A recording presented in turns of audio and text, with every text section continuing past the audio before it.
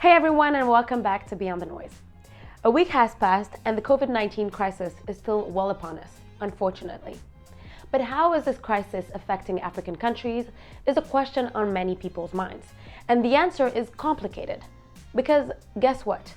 From a country to the next, the number of cases varies greatly, with South Africa well over the 1,000 case mark and a country like Mauritania having recorded less than 10. But those numbers are to be taken with some distance. The issue is that testing kits are a scarce resource in quite a few countries, and with less diagnoses, more margin of error. This is ever evolving as international donors like Chinese billionaire Jack Ma have promised to send millions of testing kits to several countries. And the World Bank has pledged a $1.9 billion package to assist 25 African countries in their response. Yet, a lot of news articles and opinion pieces out there are extremely critical of what they call the African response. Foreign Policy recently published a piece highlighting the fact that many critics say the lockdowns and nighttime curfews recently put in place have prompted unrest and disarray that may only help spread the disease, including mass cross-border migration, state-sponsored violence, and economic strife. Granted, there have been reports of abuses from police and the military, namely in Kenya, where a 13-year-old boy was shot in Nairobi as he was standing on his balcony during curfew. That being said, it's unfair to generalize the responses and their negative consequences, especially if one doesn't take into consideration the specific realities on the ground. For one thing, some of the safety guidelines recommended by the WHO, such as social distancing, quarantine, and isolation, aren't as easy to implement across many African countries. Where the informal economy is prevalent, huge chunks of the populations depend on their ability to go work and be mobile, and millions of urban residents live in collective housing. Besides, several countries have still managed to achieve some level of efficiency as part of an aggressive response plan, like South Africa, where a 3-week lockdown has been set up to slow the spread of the coronavirus. Mass gatherings have been banned, travel restricted, and schools closed. And close to 50,000 people have been tested across the country, with authorities mobilizing 67 mobile testing units to ramp the figure up to 30,000 tests daily. Now, in this week's Muted segment, we first take a look at government-produced disinformation, as witnessed in Tanzania, for example. For the past couple of weeks, Tanzanian President John Magufuli has been praised and criticized for his discourse regarding the COVID-19 threat.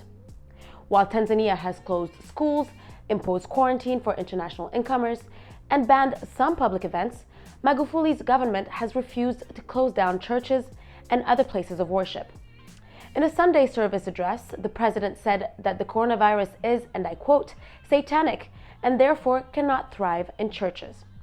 This has unsurprisingly intensified the public's defiance towards healthcare guidelines and contributed to fostering conspiracy theories. But beyond disinformation coming from the top down, we are seeing a spike in false information emanating from various sources in this moment. This is no coincidence, as Julie Owono, director of Internet Without Border, told us. Il faut distinguer plusieurs choses. La première, c'est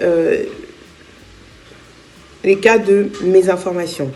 C'est-à-dire quand, à titre individuel, je vais naïvement croire, et de bonne foi, croire et partager une information fausse, mais que je ne sais pas être fausse. Par exemple, vous avez certainement partagé des chaînes qui expliquaient que pour empêcher le virus de se loger dans vos voies respiratoires, il faut boire beaucoup d'eau à une certaine température, puisque le virus craindrait la chaleur. Il faut distinguer cela de ce que nous on appelle, et qui sont aussi connus comme étant des campagnes de désinformation, des campagnes coordonnées de désinformation, dont le but est de manipuler des opinions avec un objectif précis. L'un des buts, c'est de renforcer le sentiment de panique, semer le doute ou le renforcer sur la capacité des autorités sanitaires des 10 pays à répondre à la menace causée par cette maladie grave.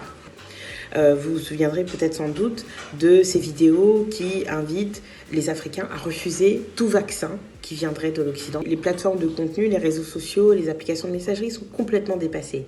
Parce que pour la première fois dans l'histoire récente de l'humanité, même pour la première fois tout court, toute l'humanité est coincée chez elle et va visiter exactement les mêmes sites internet. Julie has been monitoring online trends and told us about the spike in hate speech since the beginning of this crisis. On a vu dans beaucoup de pays des internautes indexer les populations de la diaspora, les indexer dans leur responsabilité alléguée dans la survenance du virus ou la transmission du virus. Scientifiquement, c'est vrai que beaucoup de cas qui ont été déclarés sur le continent l'ont été soit auprès de personnes qui ont pris l'avion de l'Europe vers ces pays d'Afrique, soit de personnes qui l'ont transmis à leur entourage après avoir fait un voyage. Il faut faire de la sensibilisation sur ces questions-là aussi et poser les vraies questions et les vrais problèmes qui ne sont pas liés qu'à des individus. Là où on a un levier, ou en tout cas on avait un levier à ce moment-là, c'était sur la prise en charge des individus dès leur arrivée sur le territoire national de ces pays-là, et notamment avec les mesures de mise en quarantaine. Now, is Africa on the brink of becoming a vaccine testing ground in the midst of this global pandemic? If you haven't lived under a rock for the last week, you might have heard of the hashtag Africans are not lab rats, under which thousands of voices have denounced the racism-filled remarks of two French medical practitioners who suggested on television that the vaccine that could be effective in treating coronavirus should be first tested in Africa. Outrage aside, we deemed it necessary to ask the question to someone with actual insights on the matter.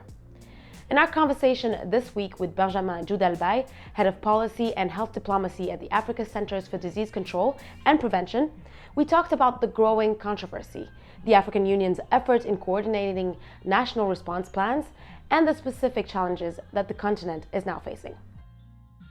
Well, thank you very much for being with us. I first want to start asking you whether or not you could comment on the current controversy that's surrounding a few comments that were made on French television a few days ago, and that were considered not only racist, that also started to fuel the perception that Africa might become a lab for a new vaccine. Are people's concerns valid? And if so, what exactly is the African CDC or other institutions doing so that everything can happen ethically and Africans don't become the guinea pigs of the world? Thank you for the opportunity that we have now to discuss. The controversy that was going on, one of the French channel, Africa CDC has given its official position, and whatever is going on in terms of clinical or vaccine trials, we will have our say. Now that we are having the structure, health structure on the continent, it will be very difficult for them to go to any country and start any project without our involvement and without also involvement of different ethic committees. Well, that being said, a doctor of virology based in the Congo and the DRC has actually expressed a few days ago that the DRC would be welcoming this kind of testing. Of course, then he went back and retracted his statement and has issued another statement giving a bit of context and justifying those earlier comments. Are we in a position to really trust that every single country within the African continent is going to go through that protocol and those safeguards that you just mentioned? We know the capacity across the continent. It is not, all the countries that have the capacity, to implement vaccine trials. And the centers are known, and there are not more than 10 in Africa. And DRC is one of them.